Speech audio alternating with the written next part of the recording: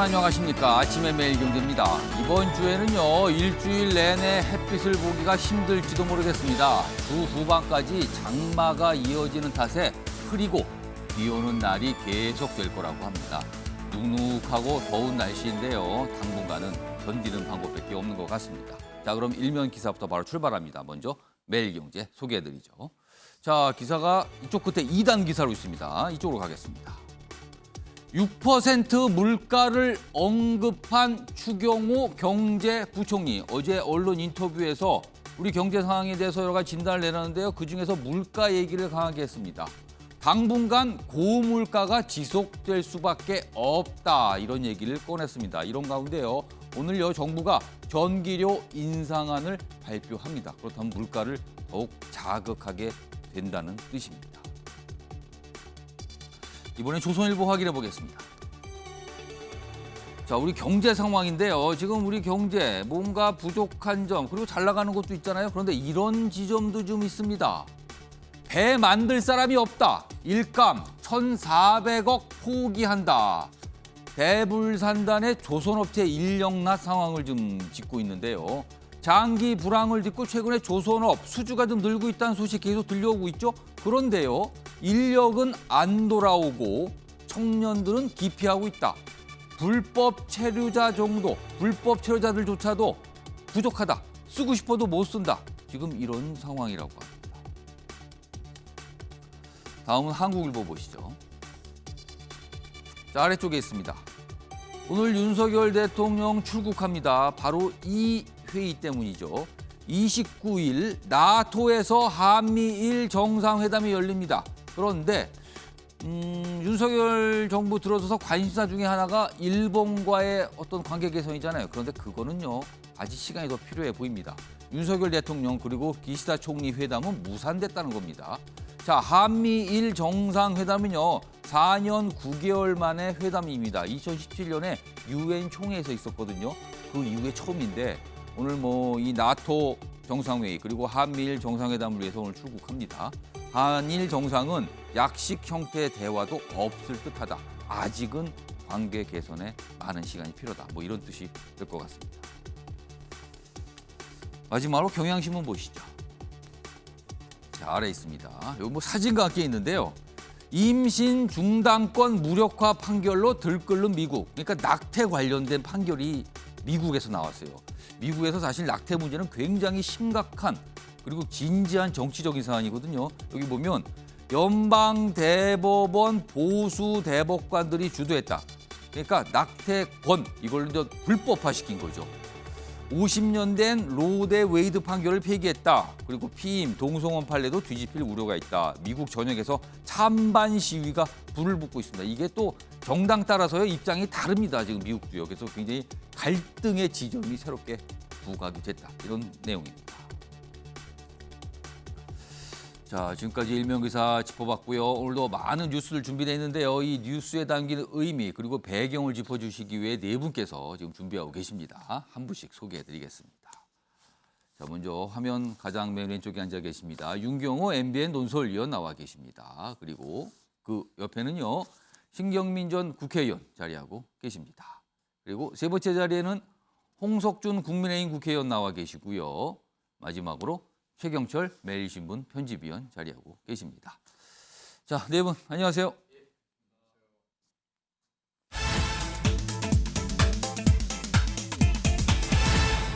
아침의 매일경제 첫 번째 이슈 키워드로 확인해 보겠습니다. 새치 새가닥 첫 번째 키워드입니다. 이게 무슨 의미를 갖고 있을까요? 새치 흰머리잖아요. 이렇게 보이시면 이렇게 뽑는 분들 계신데 새가닥이다. 이게 첫 번째 키워드입니다. 자, 기사로 하나씩 확인해 보겠습니다. 이준석 국민의힘 대표 얘기입니다. 사실 정치권에서 요즘에 가장 주목받고 있죠. 그런데 이게요, 사실은 어떤 갈등, 대립, 논란 이런 거와 함께 주목을 받고 있는 겁니다. 이준석은 윤심은 내 편이라고 얘기하고 있는데 여기서 말한 윤심, 윤석열 대통령이죠. 그런데 대통령실은 막상 회동서를 부인했다. 자, 지난 주말에요. 이준석 대표가 윤석열 대통령과 이달 중순에 만났다. 그리고 한 차례 더 만나려고 했었는데 그건 불발됐다. 이런 보도가 나왔습니다. 그리고 여러 가지 확인들이 있었죠. 근데 대통령실에서는요, 만났다는 자체를 부인했습니다. 그런 사실 없다라고요. 이준석 대표는 약간 모호하게 얘기하고 있죠. 그래도 이게 진실 공방처럼 또 비춰지고 있습니다. 좀 더 보겠습니다. 당내에서 이준석 자기 때리는 윤핵관과 대통령의 의중은 다르다고 강변을 하고 있다. 이렇게 소개하고 있죠. 여기 보시면 요 둘째 단락좀 여기 크게 보겠습니다. 최근에 이준석 대표가 이제 언론 인터뷰를 통해서 이른바 당내 친윤계 관련해서 한 얘기가 있는데 이렇게 얘기합니다. 여기 있습니다. 이분들이 윤 대통령을 잘 모르는 것 같다. 이렇게 얘기를 해요. 그러면서 대통령과 어떤 대화를 했는데 대통령의 당 운영에 대한 생각을 봤을 때 여기서 말한 이분들은 윤핵관, 친윤 뭐 이런 분들입니다. 이분들이 잘못하고 있는 것이다. 그럼 이 뜻은 뭐냐면 내가 대통령의 마음을 가장 잘 알고 있고 대통령은 나를 이해하고 있다. 반면에 친윤이라고 꼽히시는 분들은 한마디로 말하면 헛다리 짚고 계세요. 이 뜻이 됩니다, 지금요. 자, 이런 내용과 관련해서 그리고 윤석열 대통령과 회동 여부에 관해서 어제 질문을 많이 받았어요. 주말 동안 그 내용 확인해 보겠습니다.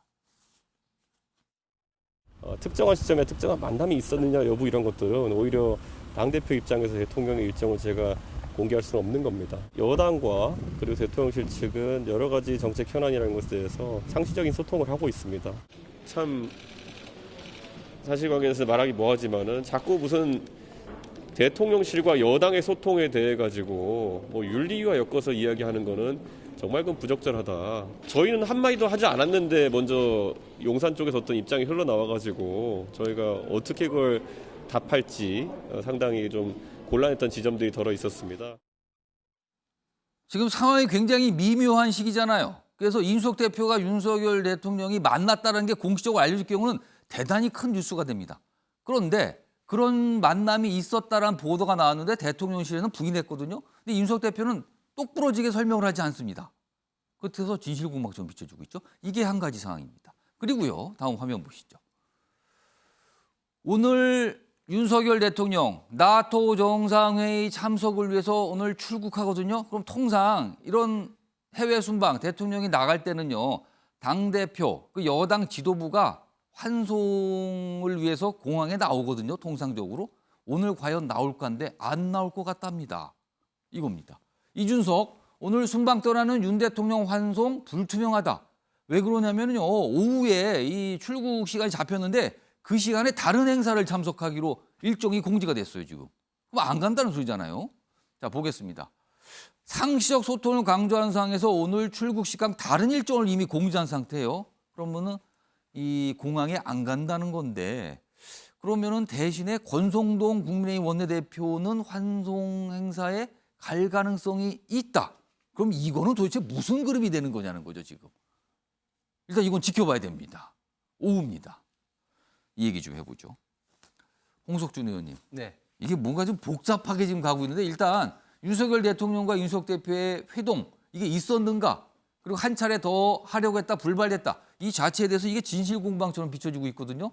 당내에서 약간 좀 당혹스럽습니까? 이런 일이 자꾸 벌어지고 있어요, 지금.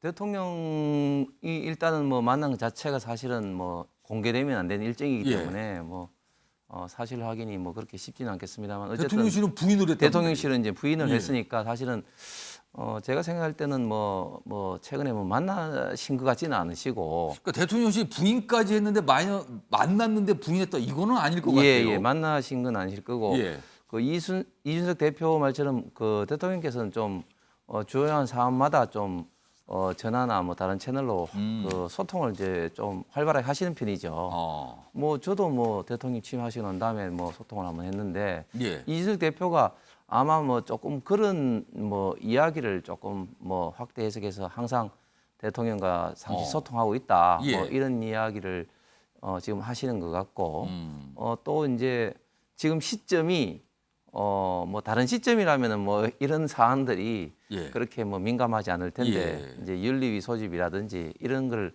앞두고 있으니까 뭐 대통령과의 어떤 관계 때문에 좀 이런 점을 좀 강조하게 되기 때문에 조금 이런 만남 자체가 조금 진실 공방이 되는 것 같습니다. 앞서 나온 기사가요. 사실은 이 기사의 그런 어떤 취지 의도랄까? 그러니까 이준석 대표가 요새 정치적으로 굉장히 압박을 받는 상황인데 윤석열 대통령에게 뭔가 이른바 SOS를 요청하고 의지하려는 듯한 방향인데 반면에 윤석열 대통령은 지금 당내 갈등 상황에 뭔가 의견을 주고 개입하는 걸 좀 거리 두고 있다. 그래서 이준석 대표와 약간 거리 두고 있다. 이런 시각의 기사들이 오늘 많거든요.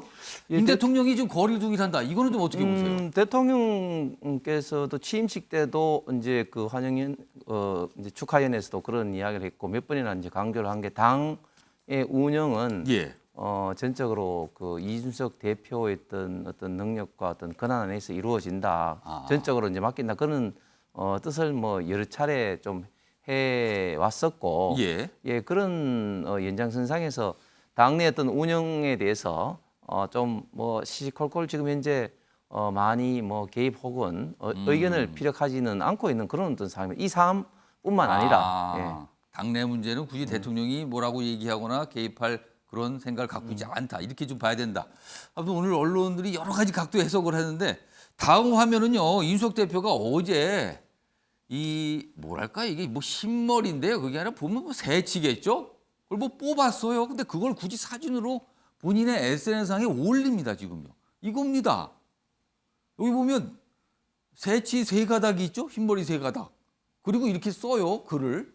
여기 보시면 여기 이제 크게 옆에 보겠습니다. 옆에 크게 이 글자를 쓴 걸 크게 좀 확대했는데 흰머리 세 가닥 동시에 세 가닥 처음 뽑아본다.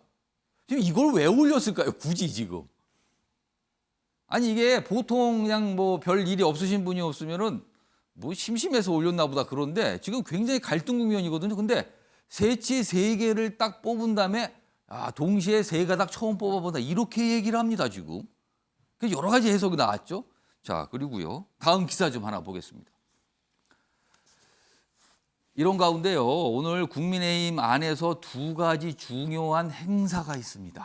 여기 보시면 이겁니다. 먼저 안철수 친윤 손잡고 이준석과 전면전을 치닫나 이렇게 돼 있습니다.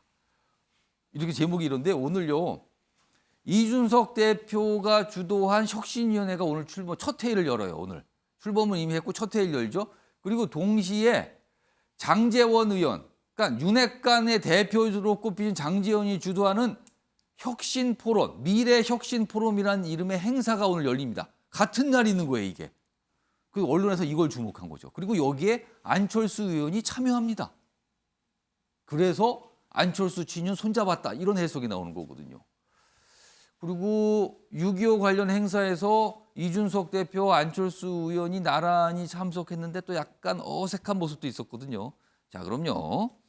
일단 이 사안과 관련된 이준석 대표의 이야기 그리고 안철수, 이준석 두 정치인의 어떤 어색한 만남 영상으로 준비했습니다. 보시죠.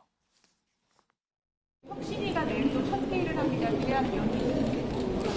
혁신위는 위원장과 부위원장께 제가 뭐 특별한 어떤 방향성을 제시하기보다는 문제의식을 공유했다라고 이렇게 말씀드렸습니다. 뭐 공천제도나 이런 쪽으로 항상 논의를 몰아가시는 분들이 있는데 그것의 일부일 뿐이다. 네, 장정훈 실장이 주도하는 미래혁신포럼이 열리는데요. 그 모임에서 활동하는 것을 보고 제가 뭐 이야기할 게 있으면 이야기하지 않겠습니까?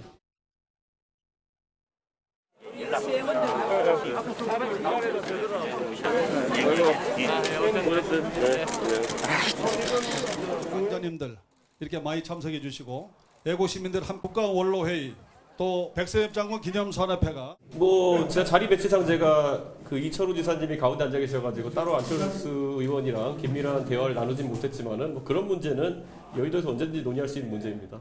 협상의 문제가 아니고 대국민 약속 아니겠습니까? 거기 보면 분명히 국민의당 출신도 아니고 국민의당에서 추천한 인사로 한다고 분명히 되어 있습니다. 충분히 소통을 해서 저희와 함께 생각을 맞추는 것이 중요하죠. 알겠습니다. 지금 두 인물은요. 국민의힘 지명직 최고위원 이 임명권을 놓고 지금 대립하고 있죠. 아직 뭐가 해소가 안 돼 있어요. 지금. 저런 모습이었습니다. 같이 나란히 앉을 만도 한데 중간에 이철우 경북지사가 끼어서 이렇게 떨어져 앉았어요. 굳이. 자, 이 얘기 좀 해보죠. 최영철 편집위원. 네. 앞서 소개했던 새치 새가닥. 이게 그냥 올린 겁니까? 아무 뜻도 없는 겁니까? 뜻이 있는 겁니까? 뭡니까 이거는? 평소에 이준석 대표의 모습과는 사뭇 다르죠. 저 정도 지금 위기에 몰렸다면 이준석 대표는 하루에 방송 스케줄을 한 4개 내지 5개를 잡고 그리고 아침에 SNS에 한 2-3개, 예. 오후에 한 4-5개 이런 예. 식으로 올리면서 계속 여론전을 아마 폈을 겁니다. 그런데 아무리 강심장이라도 예. 당대표를 윤리위원회에서 징계를 먹이겠다고 뭐 속칭 뭐 단두대에 올려놨는데 뭐 주눅이 들지 않을 수 없는 것이죠. 그렇기 때문에 이번에 새치 3개를 올려서 아마 SNS를 통해서 여론전을 하는 것은 예. 평소 이준석 대표가 했던 것과는 다른 강공 전략과 다른 예. 약자 동정을 불러일으키기 위한 힘들다 그 뜻입니까? 그렇습니다. 나 지금 흰머리 막 나온다 이 그렇습니다. 뜻입니까? 뭐 지금? 3개는 뭐 안철수 간장으로 불리는 뭐 안철수 의원 그리고 장재원 의원 그리고 배현진 최고위원 예. 이런 사람들 3명 때문에 힘들다. 그래서 내가 흰머리 3개 났다. 그걸 뽑았잖아요 지금. 그러니까 이게 뽑을 만큼 내가 힘드니까 예. 여론전을 통해서 약자 동정을 좀 불러일으키는 것 같습니다. 결국엔 내가 선거를 2번씩이나 이겨주고 했는데 토사구팽됐다. 예. 결국 물에 빠진 사람 살려놨다니 어려운 당을 위기에서 구해줬더니 예. 보따리를 내놓으라고 그런다. 그러한 약자 동정론을 불러일으키면서 새치를 사진으로 올린 것이 아닌가 이렇게 보고요. 예. 그리고 지금부터의 전략은 철저한 분리 전략이다. 대통령께는 철저하게 밀착하고 대통령과 친한 당내의 윤핵관들과는 철저하게 사회적 거리두기를 통해서 예. 분리 전략을 통해서 자신이 처한 어려움을 대통령께서 좀 보살펴 주시고 대통령을 따르는 이들이 나에게 동의와 지지를 보내달라는 이러한 분리 전략을 통해서 이번 위기를 탈피하려는 것이 이준석 대표의 전략인 것 같습니다. 그런데 지금 당내에서 이준석 대표의 우군이 사실 없습니다. 예. 그렇기 때문에 이 분리 전략이 사실 먹히기가 힘들지 않겠나. 그것도 또 대통령의 마음을 정확하게 읽고 있는 건가? 이것도 문제잖아요. 그렇습니다. 대통령께서도 뭐 어떤 생각을 하시는지는 제가 대통령 속마음에 들어가 보지 않아서 모르겠지만 그러나 대통령께서도 당 내의 대세라는 것을 알 것인데 예. 그 대세를 뒤집고 스스로의 힘을 이용해서 누군가를 편든다. 그것은 국정을 이끌어가는 특히 지금 여러 가지 경제 사정상 위기에 몰려 있는 대통령으로서는 부담이 될 수밖에 그럼 여기서 말한 누군가의 편을 둔데 누군가는 이준석 대표일 수도 있고 이른바 윤핵관일 수도 있지만 그런 거에 대해서 꺼릴 것이다 이 뜻입니까? 그렇습니다. 결국에는 당내에서 힘센 사람이 한번 이겨라. 결국 내가 편들고 싶은 생각은 없다. 결국 그 헤게모니 싸움에서 유능한 사람이 이긴다면 예. 그와 손을 잡겠다. 그러한 거리두기 전략으로 보이기 때문에 이준석 대표가 대통령께 아무리 SOS를 친다고 해서 대통령께서 큰 메시지를 보내줄 것으로는 생각하기 어렵기 때문에 저는 이준석 대표가 지금 굉장히 좀 어려운 위기에 몰려있다. 저는 아마 경고 정도는 받을 것 같은데 경고도 아마 치명상이 되지 않을까 이렇게 조심스럽게 예측을 해봅니다. 오늘 윤석열 대통령 출국하는데 이 환송 뭐 행사라까지는 아니지만 그래도 통상 나오거든요. 모습이 없다면 또 이걸 가지고 오늘 굉장한 말들이 있을 거예요. 다음 만평 하나 소개해드리죠. 이게 뭡니까 이게? 제목은 점점인데 뭐가 시커멓죠? 검은 곳으로 뭐가 빠져드는데 국민의힘이라는 도술단 배가 점점점 빠져들고 있는 거. 블랙홀이군요. 그리고 앞에 이준석 대표가 있어요. 그리고 이 배 타신 분들이 아이고라고 외치고 있습니다. 지금 이 이준석 대표 그리고 둘러싼 여러 가지 갈등 이런 국면이 이게 블랙홀이 되는 거 아닌가? 왜냐하면 기사가 매일 이 기사만 나와요 지금요. 보면은. 그러니까 이런 상황 아닌가라고 좀 묘사를 하고 있습니다. 자, 앞선 기사 때 오늘 2가지 행사가 있다 그랬거든요. 이른바 이제 윤핵관으로 꼽히는 장제원이 주도하는 어떤 포럼 출범이 있고요. 행사가 있고요. 그리고 오늘 혁신위원회가 처음으로 회의를 갖습니다. 많은 주목받고 있죠. 자, 그럼요. 지금부터 천하람 국민의힘 혁신위원 전화로 연결해서 좀 더 자세한 내용 알아보도록 하겠습니다. 전 혁신위원 나와 계시죠? 예, 안녕하십니까. 전남 순천의 천하람입니다. 예, 지금 열차로 좀 올라오고 계신다면서요? 예, 지금 순천에서 서울 가는 길입니다. 요즘 어려운 상황에서 이제 전화 인터뷰를 해주셨는데 일단 감사 말씀 드리고요. 일단 궁금한 것부터 좀 바로 질문 좀 드릴게요. 네. 오늘 혁신위 이제 첫 번째 회의 여러 가지 논의를 하실 텐데 사실 혁신위가 이준석표 혁신위 이렇게 언론에는 좀 묘사되고 있거든요. 그만큼 이준석 대표가 관심을 기울이고 주도를 한 건데 오늘 장제원 의원이 대표로 돼 있는 대한민국 미래혁신 포럼 그리고 앞서서 민들레 모임 뭐 이런 거와 오늘 혁신위가 대척 관계에 있는 거 아닌가? 그리고 좀 더 노골적으로 말씀하시는 분들은 이 혁신위원회가 이준석 대표의 사조직처럼 비춰지기도 한다. 이런 의견이 있거든요. 이거 어떻게 생각하십니까? 네, 우선 저희 혁신위원회 같은 경우는 당의 공식 기구이고요. 그래서 예. 어떤 사조직에 가까운 민들레 모임이라든지 내지는 당 일부 의원들이 참석하는 공부 모임인 미래혁신 포럼과는 성격 자체가 좀 다릅니다. 예. 그래서 뭐 그 두 가지 내지는 비교하는 것은 좀 안 맞는 것 같고요. 그리고 지금 미래혁신 포럼, 미래혁신 포럼에도 혁신이라는 단어가 들어가 있지 않습니까? 그래서 저희 혁신위원회와 권력 투쟁이 아니라 혁신 경쟁을 해주기를 그런 바라는 마음입니다. 근데 지금 말씀하셨지만 이 혁신위원회는 혁신, 뭔가 바꾸자 이걸 강하게 내세운 공식 조직인데요. 장제원 의원이 주도한 미래혁신 포럼 오늘 활동 재개하는데 하필이면 같은 날입니다. 이거는 우연입니까? 아무것도 아닌 의미가 없는 겁니까? 아니면 뭔가 의미심장합니까? 뭐 의미심장하게 느껴지실 수는 있는데요. 기본적으로는 우연이라고 생각되고요. 그리고 뭐 당내에서 많은 조직들이 동시다발적으로 활동을 할 수 있는 것이고 말씀드렸던 것처럼 저희는 당의 공식 기구이기 때문에 뭐 안철수 의원이나 장제원 의원이 어떤 모임을 추진하시는지에 대해서 상관없이 저희는 저희가 할 일을 할 뿐이다. 그리고 저희는 오늘 첫 회의일 뿐이니까요. 뭐 뚜벅뚜벅 갈 수밖에 없겠죠. 자, 오늘 혁신이 첫 회의인데요. 뭐 여러 가지 개혁 과제를 다루실 텐데 여기에 공천 제도도 그 개혁 과제 안에 들어가는지 그리고 들어간다면 그 공천 제도를 어느 정도까지 손질할 수 있는 건지 이거 많은 분들 궁금하시거든요. 이거 어떻게 좀 설명을 좀 해주실까요? 네, 뭐 공천이 혁신의 전부는 아닙니다. 그렇지만 최재형 위원장께서도 얘기하셨듯이 저희 당 공천 제도에 대한 혁신이 필요한 것은 당연히 맞는 일이고요. 저도 이제 최재형 위원장과 함께 이번에 그 지방선거 공천관리위원회도 함께 했었습니다. 네, 보게 되면은 저희가 공천을 할 때 참고할 수 있을 만한 객관적인 자료가 굉장히 많이 부족합니다. 그렇기 때문에 결국 권력이라든지 내지는 당내의 어떤 입김이라든지 이런 부분에 따라서 공천이 좌지우지 되는 경우들이 있거든요.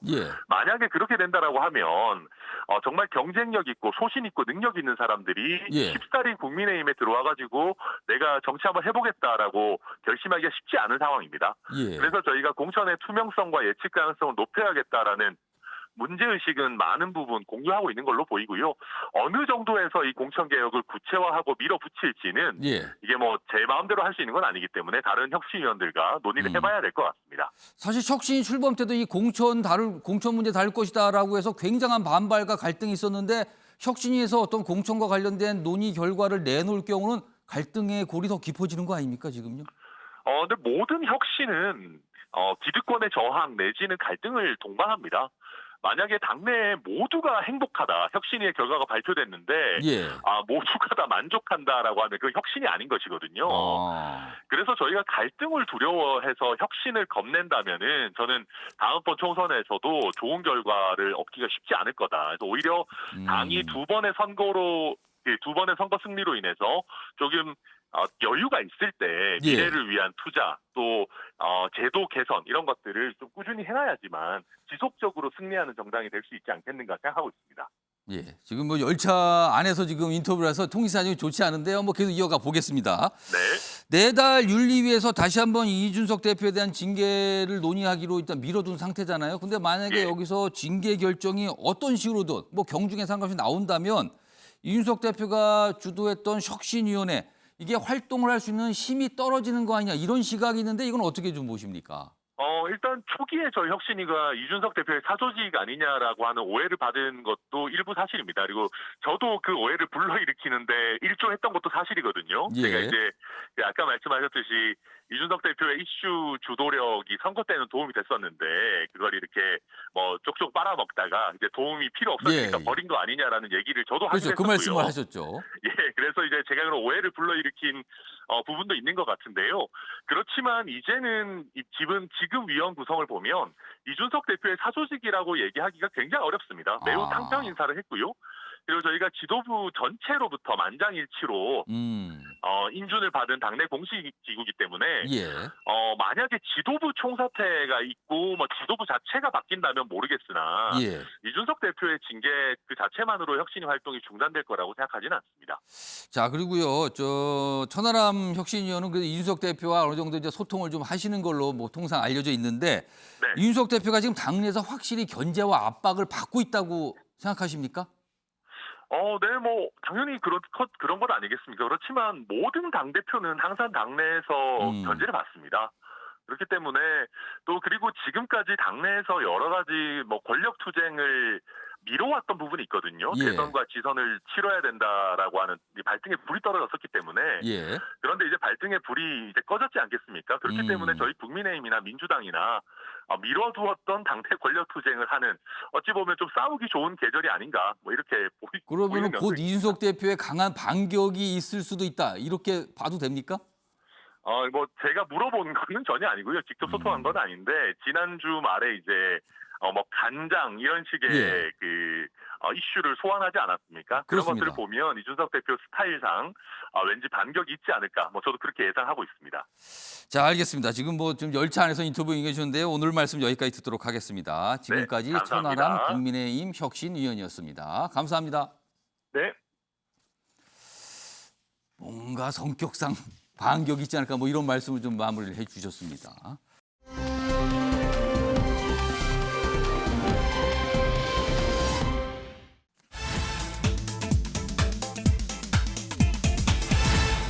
뒷수습입니다.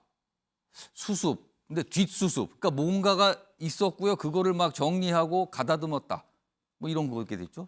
이번 키워드입니다. 자, 기사로 좀 확인해 보겠습니다. 장차관은 지르고 정책은 뒤집고 공무원들 욕은 우리가 다 먹는다. 최근에 약간 혼란상을 좀 짚고 있는 것 같은데요.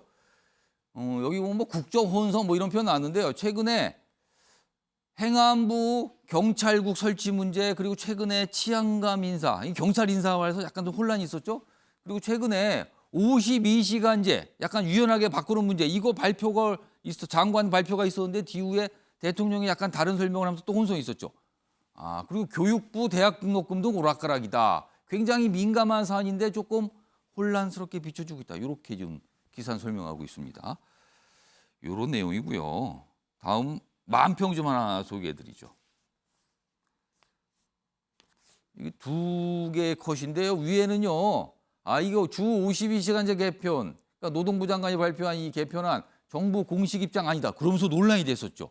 근데 앞에서 이제 듣는 유권자분이시죠. 여기 보면 수습하느라 바쁘신. 그래서 아이가 아빠 수습이 뭐야라고 물어봐요. 아래로 갑니다. 이것도 설명을 했네요. 수습은 학업이나 실무 따위를 배워 익힘 또는 그런 일. 근데 여기 아이의 하는 말인지요? 누가 하는 말인지요? 여기 써 있습니다. 대통령 처음 하시는 거라 수습 6개월 물음표 이렇게 적혀 있죠. 최근에 혼란상을 약간 이렇게 좀 비유를 했어요. 지금요. 어떻게 보면 가만히 보면은 굉장히 좀 혹독한 만평 같기도 합니다. 지금요. 그림은. 자, 이와 관련해서요. 어제 야당에서 이런 사항을 좀 지적하는 이 목소리를 좀 냈거든요. 그 내용 들어보시죠.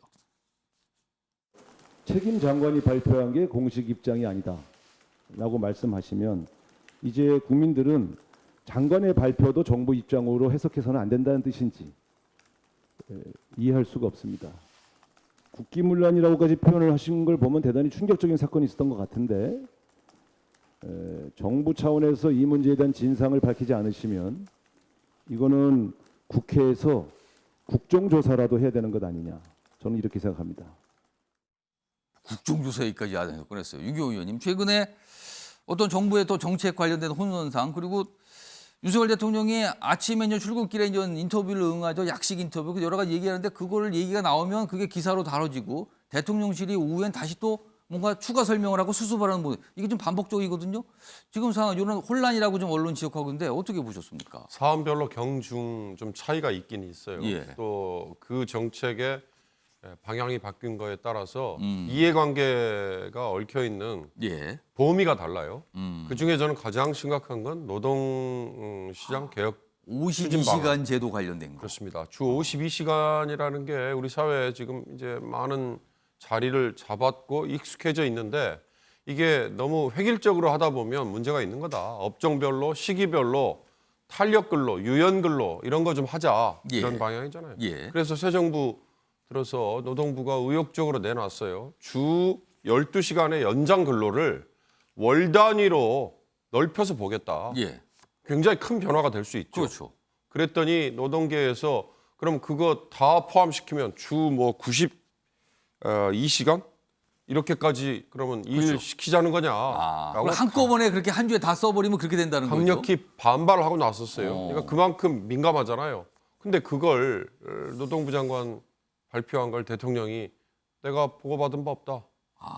이렇게 얘기를 했던 이 사안이 저는 가장 어떻게 보면 이 혼선의 강도로서는 제일 심각했다. 예를 들어서 치안감 인사가 뒤집혔다. 이건 행안부 장관이 조금 더 구체적인 해명을 해야 됩니다. 예. 내가 그걸 보고를 받고 내가 발표하도록 지시를 했다든지 아니면 나를 그냥 바이패스 영어로 나를 그냥 건너뛰어버리고 해버렸다든지 경찰이 윤석열 대통령이 표현한 것처럼 국기문란이라고 할 정도로 경찰이 뭐 장난을 친 거였다라든지 이건 구체적으로 행안부 장관이 저는 입장을 더 내놨어야 된다. 근데 그걸 아마 뭐 미뤘더라고요. 뭐 27일에도 뭐 다른 거 발표하고 28일에 관련 입장을 내놓겠다고 했는데 그건 뭐 좀 심하게 말씀드리자면 국민의 생활과 과연 직결은 되는 문제냐. 노동시장 개혁 방안 같은 거는 아무리 새 정부 초기에 의욕이 넘치고 부처에서 추진한 정책을 대통령실이 최종 재가를 하지 않은 게 발표됐다? 이건 인사안이 미리 발표된 거하고는 좀 차원이 다른 거기 때문에 이런 것들이 계속 되풀이되면 지금 만평에 나온 아래쪽에 있는 것처럼 국민이 보기에는 이 뭐야 대통령 처음 해봐서 그런 거라라는 그 얘기가 이런 데까지 다 적용이 되는 거기 때문에요. 자칫 잘못하면 대통령의 권위도 떨어지고 신뢰가 떨어질 수 있다. 이게 대통령이 모르겠습니다. 도어 스태핑이라는 기자들과 직접 맞닥뜨리는 곳에서 튀어나온 어떻게 보면 돌발 표현인지 아니면 이런 것들이 앞으로도 계속 잠재적으로 가능성이 있는 건지 저는 이 노동시장 개혁을 내건 추진 방향에 대한 혼선은 상당히 뼈아픈 일이었다라는 지적을 좀 하고 싶습니다. 신경미 전 의원님, 지금 민주당에서는 이제 국정조사까지 좀 할 필요 있네요. 이렇게까지 지금 반응이 나왔어요. 국정조사는 뭐 쉽지가 않죠. 여야가 합의를 해야 되는 거기 때문에 이건 쉽지 않습니다. 그런데 좀 그 정도로 심각하게 느끼는 것은 맞고요. 지금 현재 주 52시간 문제는 쭉 윤 의원이 설명을 했기 때문에 제가 더 붙이지 않을 거고요. 교육부에도 굵직굵직한 정말 아주 오래된 현안이 대통령이 불같이 화를 내가지고 검토를 하겠다는 게 2건이나 있습니다. 또 수도권 정원제 말씀하시는 그렇죠. 거군요. 반도체 학과 문제하고 이건 문제 심각하죠. 근데 이게 안 된 이유가 있었거든요. 그리고 이제 등록금 문제도 그렇고요. 지금 교육부 장관이 없는 상태에서 교육부 차관이 아마 국무회의 자리에서 뭐 엄청나게 혼나가지고 얼굴이 벌게져서 나왔다는 얘기를 들었는데요. 이게 그 이유가 굉장히 오래된 이유가 있습니다. 그래서 이게 이렇게 됐으면은 왜 이렇게 됐는지 뭘 풀어야 되는지로 가는 게 아니고 이렇게 안 된 걸 책임을 지는 부서에다 대고 막 혼내면은 더군다나 뭐 차관이 와가지고 할 말이 없죠. 근데 바로 뭘 하자고 그랬는데 안 되잖아요. 이렇게 문제를 접근하면 안 되는 겁니다. 주 52시간 문제도 이렇게 접근하면 안 되는 겁니다. 거기다가 지금 인사 문제가 다 꼬여 있거든요.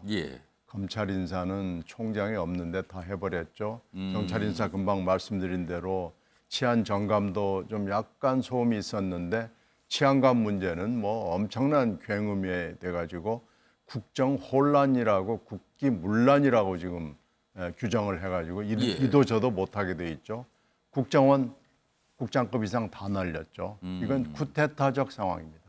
전두환 때 이렇게 있었던 거거든요. 군인사 옷 다 포스터들 옷 벗겨버렸죠. 이제 이렇게 가면은요, 이제 국민들이 불신을 하게 됩니다. 야당의 불신도 불신이지만은 국민들이 불신하게 되면 굉장히 큰 겁니다. 그래서 도어 스태핑 좋은데 이 소통이라고 지금 얘기를 하잖아요. 이건 저는 쇼통이라고 생각합니다. 이렇게 하면 안 되고 참모들하고 장차관들하고 소통을 하는 것이 굉장히 중요한데 지금 이 도어 스태핑이라는 쇼통은 하는데 진짜 중요한 소통은 놓치거나 뭐가 소통인지를 잘 모르고 혼내는 게 국민들이 박수 보내고 갈취할 거라고 착각을 하는 거 아닌가 생각합니다. 최근 사안과 관련해서요. 대통령에게 정확한 보고가 지금 이루어지고 있는 건가? 그러니까 내각에서 장관들, 뭐 또 차관들 이게 보고가 대통령한테 제대로 되고 있는가? 그리고 대통령실 차원에서 대통령한테 정확한 전달이 되고 있는가? 뭐 이런 거에 대한 의문 제기도 좀 나오고 있는 상황이에요, 지금요. 지금 두 분 패널께서 도어 스태핑 얘기 잠깐 하셨거든요. 그러니까 출근길에 약식 기자회견 정도 될 겁니다. 기사 있습니다, 오늘요. 요새 매일 이어지고 있죠. 그리고 굉장히 중요한 질문도 많이 받고 있는데요. 일단 이 형식 자체는 좀 호평을 받고 있어요. 왜냐하면 과거 대통령도 이런 모습은 없었거든요. 그러니까 매일같이 기자들로부터 현안 질문을 받고 대통령의 생각을 직접 밝히는 자리, 직접 소통이라는 측면에서는 호평을 받고 있는데 기사가 있습니다.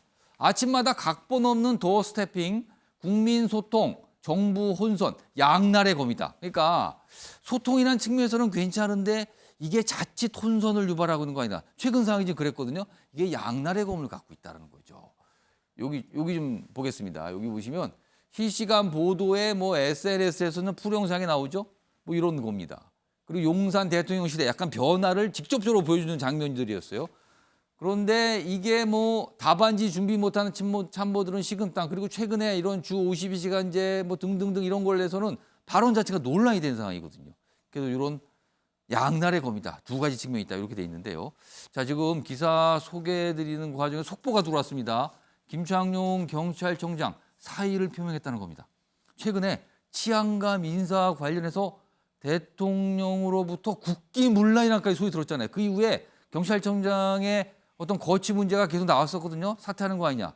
물론 4달입니다. 임기 끝나는 게. 그러니까 얼마 안 남았기 때문에 윤석열 대통령도 뭐 임기 한 달 남았는데 뭐 거취 얘기하는 건 좀 어색하다. 뭐 약간 이런 취지의 설명이 있었습니다만 사의를 표명했다는 겁니다. 뭔가 물밑에서 진행이 된 것 같군요. 주말 동안요. 일단 속보 경찰청장이 사의 표명했다. 이 내용 좀 알려드렸습니다. 추가 소식이 들으면요. 바로바로 알려드리겠습니다. 하여튼 여기 있습니다. 여기 좀 더 보죠. 이 도어 스태핑에 관해서 혼선이 될 사안 사전 정리 효과. 그렇습니다. 대통령이 얘기하면 일단 정리가 되는 효과가 있죠. 그런데 참모와 부처, 대통령의 입에 갇힐 우려. 대통령이 딱 얘기하면 그걸 벗어날 수가 없다는 거죠. 그 이상을. 이런 양날의 검이다. 자, 최영철 편집위원. 이거 도어 스태핑 어떻게 좀 평가하세요? 저는 소통을 하겠다는 윤석열 대통령의 의지는 굉장히 높이 평가해야 된다고 생각합니다. 이때까지 제가 뭐 여러 대통령, 뭐 박근혜 대통령도 보고 문재인 대통령도 봤지만 그분들은 정말 소통 안 했거든요. 거의 뭐 기자회견도 참 드물죠. 그렇습니다. 기자들의 질문은커녕 뭐 기자들 만나려고 하는 그러한 시도도 거의 하지 않았고. 사실은 언론 인터뷰도 거의 하지 그렇습니다. 않았습니까? 그 기자들은 그냥 춘추관이라는 외떨어진 곳에다가 그냥 가둬놓고 그냥 대통령께서 그냥 하고 싶은 말만 하는 그런 스타일이었는데 이제 기자가 묻는 것에 대해서 대통령이 답하는 정말 우리 헌정사상 일찍이 보기 힘들었던 그러한 장면들을 보는 것에 대해서 저는 높이 평가해야 된다고 생각합니다. 이것은 새로운 정치 문화를 만드는 것이고 이것의 개척자 정신은 매우 높게 평가해야 된다. 이것을 실행하기가 사실 굉장히 힘듭니다. 이게 참 문 내려서 저기까지 한 뭐 15m, 20m 걸어올 동안 온갖 생각이 머리에 다 날 겁니다. 그리고 대부분 저러면은 경호 담당하는 직원들이 대부분 반대하죠, 저거를. 그렇습니다. 갑시다 하고 뭐 끌어당기기도 하고 그러는데 그만큼 힘든데 저렇게 한다는 것에 대한 대통령의 의지는 높이 평가해야 된다고 생각합니다. 그러나 의지가 있다면 능력이 따라가야 하겠죠. 그러나 그 대통령께서 지금까지 살아온 26년 동안의 검사 생활은 여러 가지 조금 민감한 문제에 대해서 애둘러 표현하는 것은 좀 부족하지 않나. 검사란 것은 혐의를 시인해라. 예. 그리고 부인하면 너는 이게 아니기 때문에 빨리 시인해라. OX 문장을 묻는 거거든요. 그런데 그 OX 화법에 익숙한 대통령께서 지금 여러 가지 답이 동원 가능한 질문에 대해서 답변을 한다는 게 조금 기술적으로 힘드실 겁니다. 근데 대통령께서 지금 임기 초반이니 예. 첫 술에 배부를 수 없기 때문에 저러한 소통 의지를 우리 국민들께서 존중하면서 그러나 대통령께서 조금 시간이 지나면 기술적인 면이나 그리고 업무 파악 능력적 측면이나 그런 데서 좀 진일보하지 않을까. 그래서 저는 저러한 의지만 갖고 조금 열심히 하시고 예. 그리고 소통의 기술을 조금 표현의 기술, 화법의 기술을 좀 더 익혀 나간다면 저게 새로운 정치 문화로 우리가 자리 잡고 그리고 저것이 앞으로 국민들께서 지금까지 국민들이 지배를 당했다면 이제 예. 통치로 가는 그런 새로운 정치 문화를 보여주는 그런 장면이 아닐까. 저는 조금 더 대통령을 응원하고 그리고 잘못한 부분에 조금 기다려줘야 된다 그런 그렇습니다. 말씀이네요. 그런 부분이 필요하다고 생각합니다. 홍석준 의원님. 아침마다 오전 중에 이 윤석열 대통령이 이제 매일 출근길 이 도어스태핑에서 뭔가 뉴스가 나오거든요. 그거 좀 아침에 챙겨 보십니까? 그 소식을? 예, 아무래도 뭐 언론에서 많이 이제 다루고 있기 때문에 예. 예, 당연히 볼 수밖에 없는 거죠. 그 이 상황 좀 어떻게 평가하세요? 양날의 검 이렇게 돼 예, 있습니다. 저 표현이 정확한 것 같습니다. 양날의 검이죠. 우리가 그런데 이제 몇 달 전만 이제 조금 되돌아가면 예. 윤석열 당시 후보에 대한 어떤 그 비판 어떤 적인 의견 중에 예. 그 여러 가지가 있었습니다만은 첫 번째로 꼽히는 게 과연 이제 소통하겠느냐, 불통할 거다. 검사 특유의 어떤 그런 어떤 때문에 불통할 거다. 예. 그다음에 또 어떤 업무 국정 파악 능력 이런 것들이 진짜 형편없을 거다. 이런 식의 어떤 그 비판 여론이 사실 있었죠. 그런데 이렇게까지 역대 대통령 누구보다도 이렇게 활발하게 언론과 소통하리라고는 그때 당시에 이제 선거 때는 이야기했지만 예. 실질적으로 이렇게 소통하려고는 아무도 생각을 아마 못했을 겁니다. 그런 점에 대해서는 우리가 분명히 이제 평가를 좀 해야 될 것 같고 예. 두 번째는 지금 그 이전의 청와대 구조와 지금 용산 대통령실의 어떤 구조적 차이가 또 이런 것을 만들고 있는 거죠. 춘추관에 갇혀 있던 언론인들이 이제 대통령이 출퇴근하는 곳에 딱 있으니까 1층에 있습니다. 예, 어쩔 수 청사 없이 1층에 이제 하기 있어요. 때문에 예. 또 그것이 대통령께서 청와대에서 용산으로 이전한 또 가장 큰 어떤 목적이라고 눈을 이제 밝히셨던 거죠. 예. 이제 그런데 이런 것들이 이제 좋은 면도 있지만 양날의 검이라는 제 표현처럼 사실은 저도 그 공무원 생활을 오래 했습니다만은 대통령이 국가의 모든 사안에 대해서 사실은 꿰뚫어 볼 수가 없습니다. 이거는 그렇죠. 시간이 오래 가도 안 됩니다. 불가능하죠. 예, 불가능한 사실. 일입니다. 예. 그런데 이제 기자들이 언론인들이 그런 이야기를 이제 했을 때 반드시 좀 실수 아닌 실수가 이제 나올 수밖에 없는 어떤 적석 어떤 기자회견이라는 어떤 그런 예. 문제점은 또한 분명히 갖고 있습니다. 그래서 이런 어떤 도스태핑 약식 적석 기자회견을 예. 숫자를 과연 이렇게까지 계속해서 할 수 있겠느냐 이런 면에 대해서는 아마 대통령실에서도 지금 아마 심각하게 좀 고민을 많이 하고 있을 거라 생각합니다. 그러니까 뭐 질문이 보통 한 5, 6개 통상 이렇게 나오거든요. 근데 대부분의 답을 하고 있어요. 그리고 뭐 한두 개 정도는 답을 못하는 경우도 있는데 일각에서는 질문을 다 자유롭게 받긴 하지만 할 수 있는 건 답을 하고 그다음에 약간 추가적으로 생각이 필요하거나 좀 더 명확하게 말하기가 어려운 거는 그냥 넘어갈 수도 있는 거 아니냐. 뭐 이런 여러 가지 얘기들이 많이 나오고 있어요. 근데 일단 지금까지는 매일 이 모습이 좀 나오고 있습니다. 그러니까 이 질문을 받고 답을 하는 모습이 있습니다. 지금.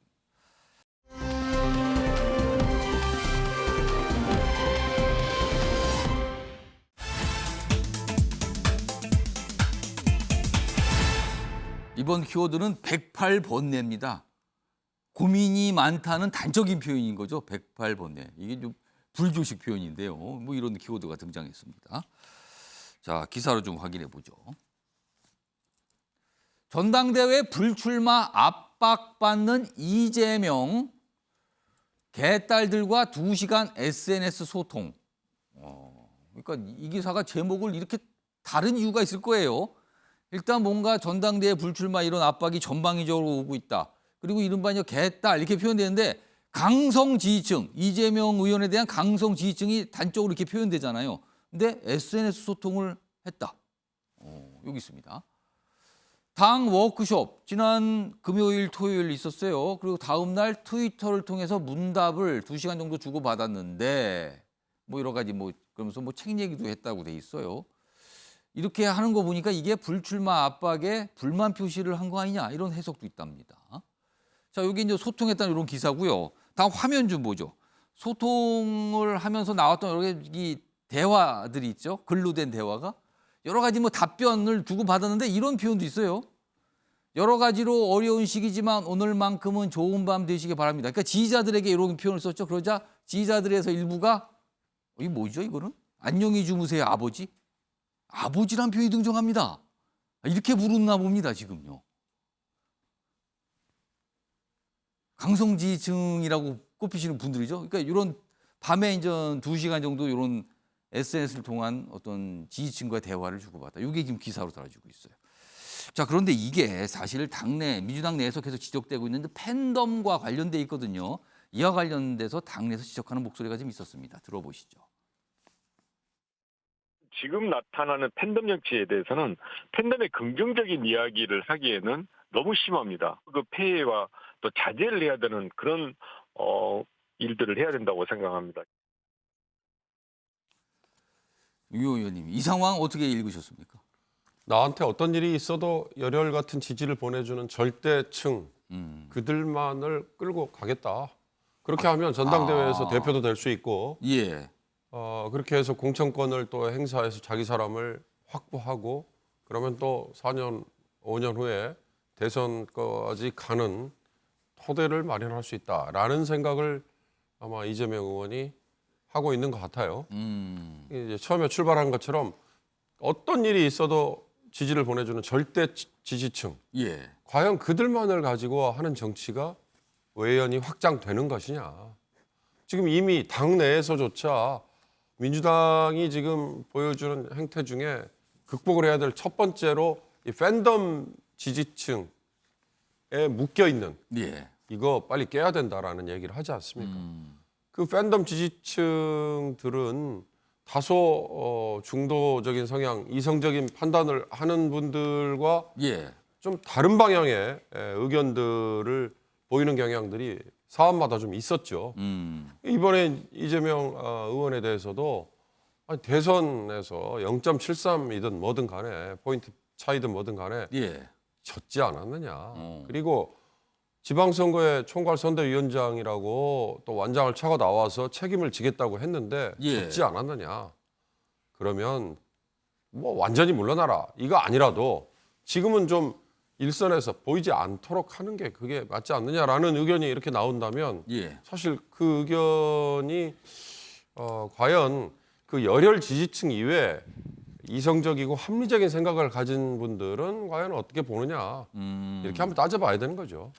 그런 점에서 저는 지금 이재명 의원이 굉장히 궁지에 몰려 있다. 근데 그 궁지에 몰려 있는 걸 이렇게 개딸들이라고 표현되는 절대 지지층의 뭐 소통 아니면 그들을 견인을 해서 돌파를 하려고 하는 걸로 보인다 이런 생각이 들어요. 그게 당 내에서는 성공할 수 있을지 모릅니다. 그러나 그 성공이 과연 그럼 민주당이 수권정당으로 발돋움하는데 수권정당으로 다시 거듭나는데 도움이 될 거냐? 그거는 저는 의문이라고 생각합니다. 그러니까 당내에서는 성공할지 모른다. 그러니까 당대표가 이런 지지를 통해서 당대표는 될 수 있다. 이 말씀이신 건가요 지금? 뭐 당대표야 될 수 있겠죠. 거기가 뭐 똘똘 뭉쳐서 당대표 한 표만이라도 더 얻으면 되는 식의 방식으로 제도가 돼 있지 않겠습니까?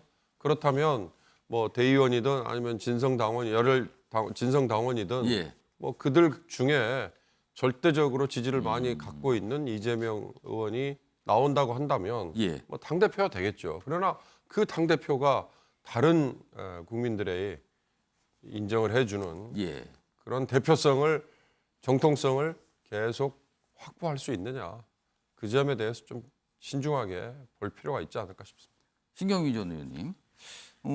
지금 가만히 보면은요, 이른바 뭐 개딸 이렇게 표현되는 전 이재명 의원에 대한 강성 지지층이잖아요.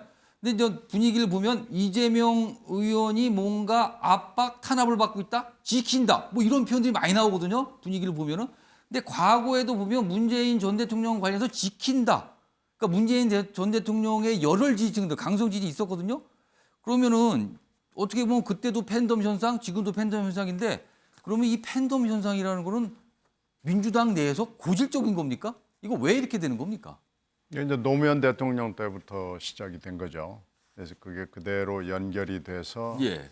문재인 대통령한테 왔고, 그때 이제 손가역이라는 지금 이재명 의원의 지지층. 그 지지층이었죠. 예. 그 손가역이라는 게 이제 모체인 것 같아요. 지금 개딸들 이렇게 모임들은 예. 모체고 상당히 중요한 부분이라고 생각이 됩니다.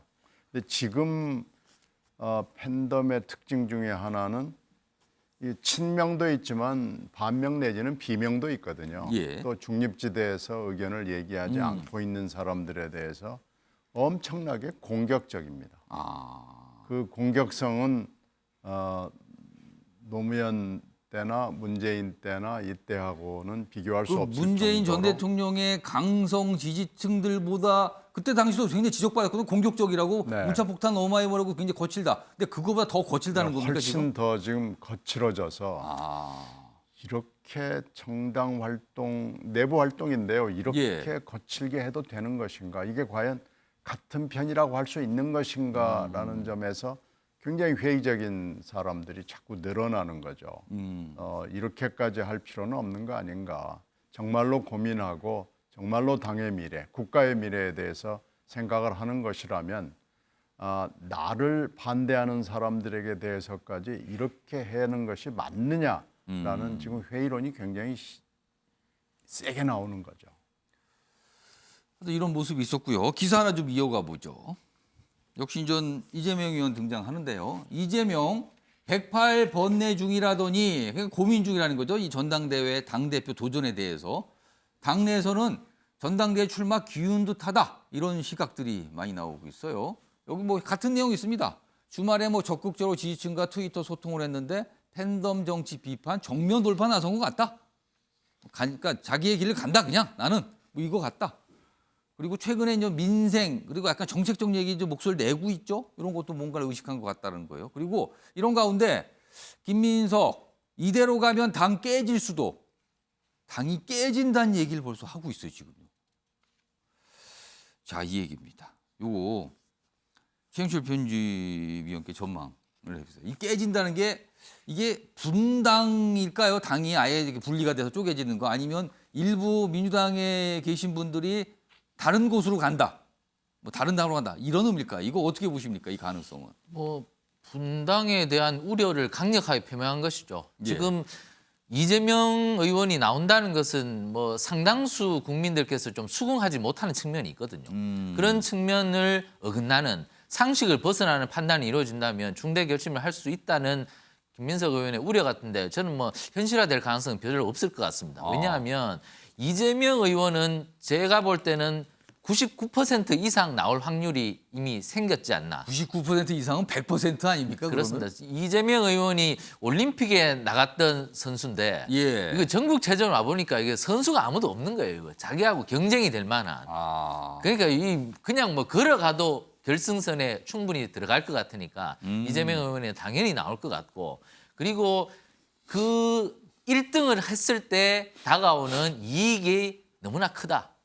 자신의 여러 가지 받고 있는 혐의에 대한 방탄성 측면도 생기고 그리고 공천권이라는 것도 굴러 들어오는데 그러한 이익이 너무나 큰 상태에서 그 이익을 포기하고 내가 그것을 접는다. 그 비판이 물론 있지만 그거보다는 갖게 되는 이익이 훨씬 더 큰 거다. 그렇습니다. 그러한 그 운동장 구조라든가 예. 선수 구조 그리고 경품의 구조 이런 것을 종합적으로 판단했을 때 이재명 의원은 나올 수밖에 없는 것이 아닌가. 그러나 이재명 의원이 저렇게 판단한다면 당보다는 자신의 사적 이익에 앞서는 것이 아닌가. 그렇다면 국민들은 다 보고 있거든요. 예. 아, 저분은 당을 생각하는 것인가, 우리나라 전체 정치를 생각하는 것인가 이런 걸 본다면 이재명 의원에 대한 국민들의 전반적인 피로감이 있습니다. 거기에다가 요즘 나오는 뭐 개딸이라든가 팬덤 예. 정치라든가 이런 것이 또 혐오감을 불러일으키거든요. 그렇다면 지금의 정치 문화와는 다르게 간다는 것이거든요. 예. 그렇다면 김민석 의원의 우려처럼 당이 굉장히 혼란스러워질 수 있는데 저는 분당 가능성은 없지만 상당 기간 민주당은 개파 간의 갈등이 굉장히 거세질 것이다. 이재명 의원이 당권을 장악한다 하더라도 예. 밑에서 일어나는 용암처럼 분출하는 그러한 갈등, 분열 이러한 것들 때문에 굉장히 시끄러운 정당이 될 수밖에 없을 것이다. 저는 이렇게 예측을 합니다. 자, 이런 가운데요. 다음 기사가 있습니다. 역시 이제 민주당하고 어떻게 연결된다고 볼 수 있죠. 민주당 출신, 지금은 무소속인 양양자 의원, 국민의힘 여당의 반도체 특위 위원장을 맡기로 했습니다. 얼마 전에 국민의힘이 제안을 했는데 고민하겠다고 했죠. 근데 맡기로 했어요. 물론 조건은 이게 국회 차원의 어떤 특위로 좀 확장하자 뭐 이런 얘기를 했지만 일단 맡기로 한 겁니다. 그러면서 뭐 약속과 의지를 믿겠다 수락을 했는데 아래로 가겠습니다. 당내에서 그동안 민주당 소속일 때도 약간 쓴소리가 있었죠. 그래서 여러 가지 논란 끝에 이제 이 당을 나와서 이제 무소속 상태인데 여기 보면 이게 이 흐름이 이게 심상치가 않은 게 물론 이제 반도체 뭐 이런 큰 어떤 목적을 갖고 있지만 여당 무소속 끌어안기, 여당의 무소속 끌어안기 아니냐 이게 혹시 야권 이탈의 촉매제가 되는 거 아니냐? 그리고 혹시 향후에 이거 국민의힘 이분 입당하는 거 아니냐? 뭐 이런 것까지 조금 앞서서 나오고 있어요 전망이요. 이런 가능성들 좀 어떻게 봐야 되는지 보겠습니다. 자, 홍석준 의원님. 네.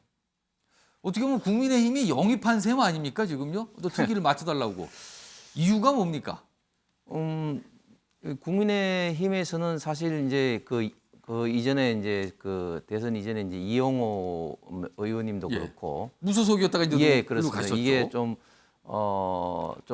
전국 정당으로서 집권 여당으로서 지금 윤석열 정부가 하고 있는 어떤 대한민국 발전을 위해서 도움되는 어떤 분들은 다 지금 포용을 하는 그런 어떤 입장인데 잘 아시는 예. 것처럼 양영자 의원은 삼성전자 최초 여성 임원으로서 자타 공인하는 이제 반도체 전문가로서 저도 며칠 전에 이제 평택 삼성 공장에 갔습니다만은 예. 우리가 메모리 반도체 분야는 우리가 60-70% 세계 점유를 하고 있지만 시스템 반도체는 아직까지 20%밖에 되지 않고 그렇습니다. 있고 특히 소재 쪽 부품 쪽은 해외에 많이 의존하고 특히 예. 이제 인력 면에서 굉장히 현재 그 가르치는 사람도 부족하고 또 학생이라든지 뭐 이런 인력적인 면에서 굉장히 부족해서 할 일이 굉장히 많습니다. 예. 그런 면에서 이제 반도체 특위에서 일어났던 문제를 좀 해결하고 우리가 부족한 부분에 대해서 예. 법 제도 정부 정책을 좀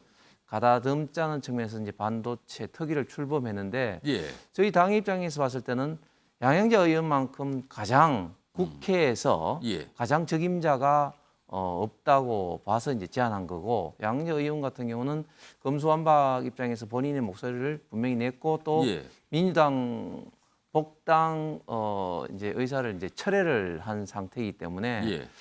좀 국가적인 그런 어떤 시각에서 예. 저희 당에서 제안한 이 반도체 특위를 이제 수락을 하신 것 같은데 뭐 이것이 이제 곧 뭐 입당이라든지 이런 걸로 이제 연결할지 예. 뭐 이런 건 한번 두고 봐야 될 것 같습니다. 신경민 전 의원님께는 가능성. 일단 양양자 의원 일단 활동하실 텐데 혹시 이제 국민의힘 이러다 입당하는 거 아닌지 그리고 민주당이 뭔가 이렇게 분열되는 양상이 더 짙어지는 거 아닌지 이 두 가지는 어떤 전망을 갖고 아니 뭐 충분히 가능성이 있는 얘기죠. 민주당 분당 얘기를 김민석 의원이 했습니다만 분당 가능성은 저는 거의 없다라고 분당 가능성은 없다. 전망합니다. 물론 이재명 출마, 최강욱 징계 그리고 이 박지원 지금 전 비대위원장도 움직이니까요. 예. 박지원 위원장에 대한 태도를 가지고 OX 진실 게임이 될 전당대회가 될 가능성은 굉장히 높습니다. 그래서 예. 분란은 뭐 심각하겠죠. 8월까지. 그런데 분당의 가능성은 저는 높지 않다고 봅니다. 다만 지금 이준석 대표를 중심으로 해서 김종인 전 비대위원장부터 시작이 된 서진 정책은 이번에 이제 상당히 먹혀 들어간 예. 걸로 보이죠. 예. 그리고 이제 양양자 의원이 광주를 지역구로 둔 분이기 때문에 지금 이렇게 보이는 행보는 대단히 의미가 있고 이게 분명히 또 여러 가지 영향을 줄 걸로 판단이 됩니다. 특히 내년 4월에 전주에서 재선거가 있습니다. 이상직 의원이 그렇습니다. 대법원 확정 예. 판결이 되기 때문에 내년 4월에 분명히 재선거가 있을 수밖에 없는 상황이기 때문에 여기에 아마 현재 여야가 총력을 기울이게 될 가능성이 매우 높고요. 전주에서 당선될 수 있는 사람을 찾기 위해서 아마 여당이 필사적으로 노력을 할 것이 분명합니다. 아니면 거의 당선에 육박할 수 있는 만큼의 예. 비중을 가진 사람을 찾기 위해서 노력을 할 것이기 때문에 야당도 뭐 아무나 꼽으면 된다. 지금 이렇게 가는 예. 분위기로는 저는 안 될 거라고 봅니다.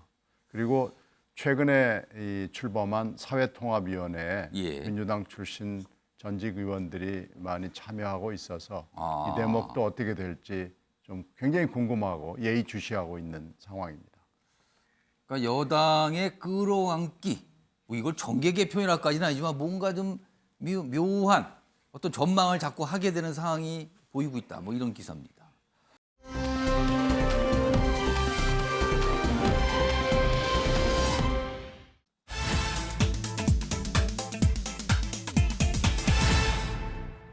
이번 키워드는 고물가 시대입니다. 그러니까 단순히 고물가 현상이 아니라 이제 시대로 가면은 이게 길어진다는 뜻이 되죠. 기사 보겠습니다. 24년 만에 밀려오는 6%대 고물가 시대다. 어제 추경호 경제부총리가 언론 인터뷰에서 6% 이거까지 갈 수도 있다라고 경고를 한 셈이 됐어요. 올여름 6% 상승 예상한다. 이런 가운데 정부는 오늘 전기요금 인상안을 발표하죠. 얼마 전에 4%대가 기록이 나왔는데 그보다 더 넘어간다는 거예요. 6%. 이렇다면 이거는 최근에 유럽 국가들 한 이 정도 보였는데 우리도 그만큼 갈 수도 있다는 거죠. 다음 기사 하나 더 보죠. 휘발유값 리터당 지금 전국 평균이 2,131원입니다. 물론 이거보다 비싼 데도 있고 싼 데도 있습니다. 평균 이 정도 나옵니다. 16일 연속 최고가 경신하고 있다. 최근에 세금을 내린다는데 이렇게 오르면 이게 효과가 떨어지는 거예요. 경유는 2,149원, 역전 현상 지속되고 있다. 이렇게 돼 있습니다. 자, 이 6%대 물가라는 게 실감이 안 날 수도 있어요. 요새 물가 많이 오르지만 이게 어떤 의미를 갖는 겁니까? 집에 돈을 쌓아놓고 있거나 예금, 집에 예. 돈을 쌓아놓는 표현이 좀 지나칩니다만 은행에 예금을 두고 있거나 아니면 자산 가지고 있는 분들이요. 예. 그냥 가만히 있는데 그 자산이 그냥 줄어든다. 그리고 현금의 가치가 떨어진다. 내가 월급을 뭐 예를 들어서 한 달에 300만 원 똑같이 받는다. 예. 물가가 이만큼 오르면 내가 쓸 수 있는 가처분 소득이 그만큼 줄어든다. 그러니까 우리 생활에 직격탄 영향을 주는 거죠.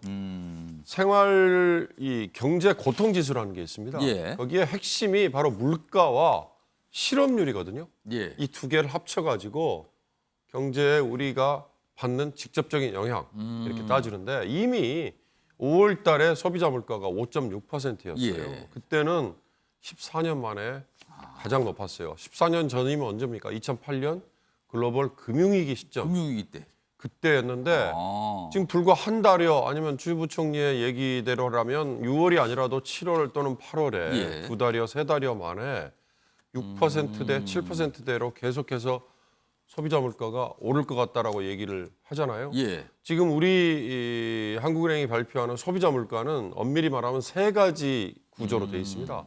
지금 정부가 발표하는 공식 소비자 물가 말고요. 예. 생활 물가를 얘기하는 체감 물가 지수, 생활 예. 물가 지수가 따로 있어요. 예. 이거는 사실 지난 5월에 이미 6%대 가버렸습니다. 그러니까 진짜 피부로 느낄 수 있는 물가. 그렇습니다. 뭐 유가라든가 아니면 농수산물이라든가 이런 것들. 예. 근데 농산물 같은 거는 계절적 요인이 작동하잖아요. 그다음에 유가는 일시적으로 수급이 예. 좀 불안정하면 또 이 영향을 받잖아요. 이런 것들을 뺀 거는 근원 물가라는 지수가 따로 있어요. 예. 그러니까 이거는 중장기 관리를 하는 차원인데 이것도 이미 4%대에 갔단 말이죠. 그러니까 뭐다 물가치고 이제 흐름을 보여주는 물가인데 그렇습니다. 그것도 지금 심상치 않다는 거군요. 그렇습니다. 그러니까 이미 주 부총리의 이 얘기는 뭐냐? 자, 국민 여러분, 이제부터 정말 고난의 시절로 갑니다. 이거 미리 대비를 하고 저희도 정책을 하겠지만 허리띠를 졸라매 주세요라는 얘기를 이렇게 애둘러서 표현한 거예요. 대책이 뭐가 있겠습니까? 돈을 지금 코로나 때문에 전 세계 다 공이 너무나 돈을 많이 풀어서 자산 가치가 오를 대로 올랐잖아요. 그러면서 생긴 이 고물가 인플레이션인데 이걸 잡으려면 결국 금리를 끌어올리는 수밖에 없지 않습니까? 금리 끌어올리고 물가 오르고 그러면 지금 고통은 더 심해지는 거네. 그렇습니다. 그러니까 고통을 감내해야 됩니다라는 거고 또 하나는 윤석열 정부와 여당은 앞으로 아무리 정책을 잘해도 아마 국민들의 평가가 싸늘해질 겁니다. 왜? 경제가 이렇게 어려워지면 아무리 정책을 잘 펴도 냉정해질 수밖에 없거든요. 그걸 미리 추 부총리가 어떻게 보면 예고를 한 거다. 이렇게 봐야겠죠. 추경호 경제부총리가 이제 관료 출신이거든요. 그러니까 이거는 얘기를 해야 된다. 이거는 감당하기 어렵다. 뭐 이런 것도 좀 느껴지네요. 한 말씀만 추가하면 전기요금 인상이 불가피하다고 얘기했는데요. 지금 전기요금만 그럴 것 같습니까? 교통요금, 쉽게 말하면 철도나 지하철 요금도 꽉꽉 눌러놨습니다. 그래서 코레일이라든가 아니면 지하철공사, 서울지하철공사 적자가 엄청나잖아요. 그거 조금만 인상해줘도 이들의 적자를 줄일 수 있어요. 그런데 못하고 있지 않습니까? 전기요금 아니라 교통요금 역시 똑같은 요인이다 말씀드리겠습니다. 이 6%는요. 외환위기, 우리로는 IMF 위기로 기억되죠. 1998년 11월 그때 이후 가장 높은 수준입니다. 그때만큼 어려워진다는 거예요, 물가가. 자, 시간이 많지 않아서요. 기사는 참 간단하게 소개만 좀 드리겠습니다. 다음 보시죠.